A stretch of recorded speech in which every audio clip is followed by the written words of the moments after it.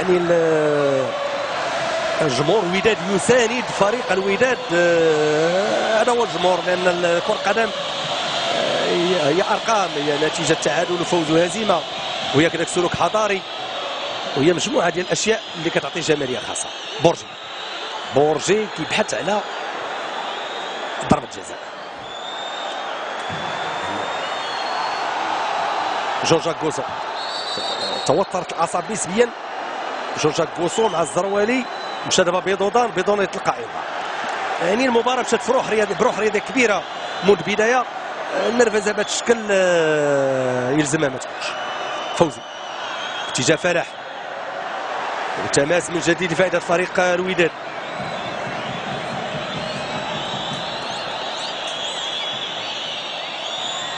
إذا كما قلت تم اضافه 7 دقائق كوقت بدل ضائع، والوداد في بحث مضني على هدف التعادل. كما قلت المباراة تعرف حراسة أمنية مشددة، ليس فقط في مركب رياضي محمد الخامس، ولكن في كل الشوارع الرئيسية المؤدية إليه، لتمر في جو رياضي بين الغارمين التقليديين الرجاء والوداد. قمة الموسم المؤجلة عن الدورة 25، وهو الديربي رقم 100 في التاريخ الرياضي للفريقين.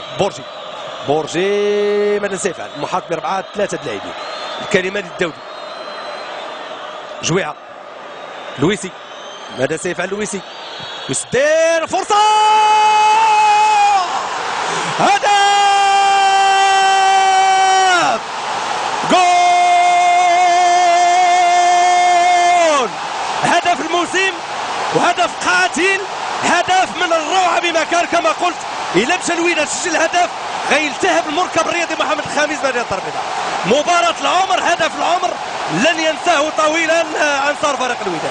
هدف من الروعة بمكان، اعتبره هدف الموسم وهدف الخلاص لفريق الوداد. يمكن نقول الوداد تعدى كثيرا قبل ان تسجل هذا الهدف. هدف خرافي، هدف جميل، هدف يمكن تسميه باي اسم، ولكن لن ينساه الوداديون طويلا. سنشاهده باكثر من لقطة ومن اكثر من زاوية. يعني حلاوة كرة قدم، يتوج فريق الوداد باللقب ويجي الهدف في الدقيقة 96. تم إضافة 7 دقائق من وضعية صعبة، من زاوية صعبة. يمكن نقول الحارس كوحة ارتمى بكل ثقله للزاوية 90 اليمنى، ولكن ما عنده ما يدير. الله غالب، بهذه العبارة الله غالب، نزل على بكل الثقل ديالو. أي حارس كيف ما بغى يكون نوعه، كيف ما بغى تكون إمكاناته، لا أعتقد أنه يمكن يلتقط بكرة. هدف من الروعة بمكان. ويمكن نقول الان الوداد يمكن باقا دقيقه ولا 30 ثانيه. الوداد ما بغيتش نسرع ونقول مبروك للوداد اللقب، لان الكره لا تنتهي الا مع الصافره النهائيه. ولكن حلاوه كره القدم هو فريق يتوج بهذه الطريقه وبهذا المجهود، لان مجهود الموسم اختزل في هذه القذفه وفي التسديده التاريخيه للويسي. الويسي يدخل التاريخ الرياضي للوداد بعد بن شريفه الذي سجل 7 أهداف طيلة 10 سنوات في الديربيات ما بين الرجاء والوداد. اليوم الويسي في سن 30 واحد من المخضرمين يمنح هدف من الروعة بمكان. ويمكن نقول الجهة التي يوجد فيها جمهور فريق الوداد أصبحت الرؤية فيها صعبة للغاية بفعل جمهور أنصار الوداد العديد من الشهوب الحارقة التي حولت المدرجات ملتهبة من طرف جمهور فريق الوداد.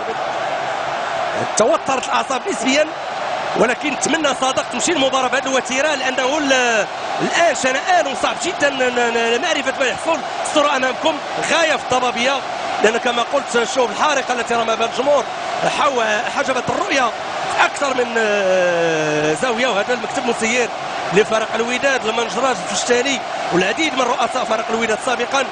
بطبيعه الحال امامكم الصوره غنيه عن كنت لاحظوا يا جور ماذا يفعل. يعني ناس سلوك الحضاري. كرة قدمية هذه هدف الرجاء كانت متقدمة منذ الدقائق الأولى في الشوط الثاني، جاء هدف مشروع 100%. سلوك بهذا الشكل لاعب يجور يرمي جانبا اللوحة الإشارية، سلوك مرفوض نهائيا. نحن وراء المواهب، وراء كل اللاعبين الصاعدين، ولكن يلزم اللاعبين سواء الرجاء أو الوداد ينهيوا المباراة بروح رياضية كبيرة، لأن هذه كرة قدم. الجارين كما توجد بالامس وفي السنوات الماضيه الرجاء على اكثر من واجهه، اليوم الوداد تعود للواجهه بعد 13 سنه من الغياب، واخر لقب ودادي يعود لسنه 1992.